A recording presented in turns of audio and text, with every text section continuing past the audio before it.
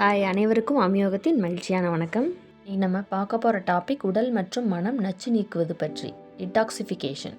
இன்றைய அதிவேக வாழ்க்கை முறையில் நம்ம உடம்பையும் மனசையும் எப்படி சுத்தப்படுத்த போகிறோம்? தவறான உணவு முறை, தூக்கம் இல்லாமல் இருக்கிறது, மன அழுத்தம் எல்லாம் சேர்ந்து தான் நம்ம உடல் மற்றும் மனதில் நிறைய நச்சுக்களை சேர்த்து கொண்டு இருக்கிறது. இதை சரி செய்யறதுக்கு டிடாக்ஸ் கண்டிப்பாக அவசியம். இது வெறும் டயட் இல்லை, உடல், மனம், உணர்வு ஆகியவற்றின் சமநிலையை பெறும் நடைமுறை.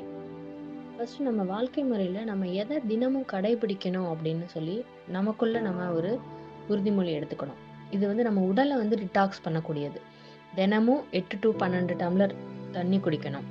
பச்சை காய்கறி, பழம், தேன், எலுமிச்சை, இஞ்சி போன்ற இந்த இயற்கை உணவுகளை நம்ம அதிகப்படுத்தணும். நம்ம உணவுல ப்ராசஸ்டு மற்றும் டீப் ஃப்ரைடு அந்த மாதிரி உணவை குறைச்சிடணும் சுத்தமாக. தினமும் குறைஞ்சது 30 நிமிஷம் எக்ஸசைஸ் இல்லைன்னா யோகா ஏதாவது செய்யணும்.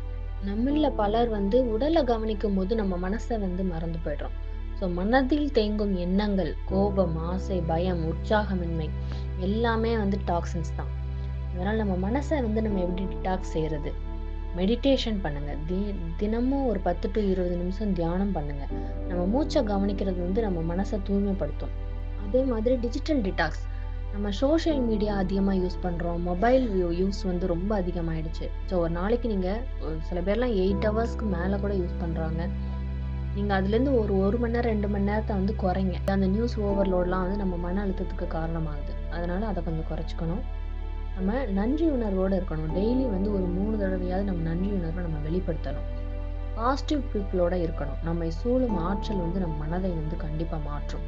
அதே மாதிரி அமைதியான தூக்கம், ஒரு 7 to 8 மணி நேரம் தூக்கம் நம்ம மனதை ரீசெட் பண்ணும்.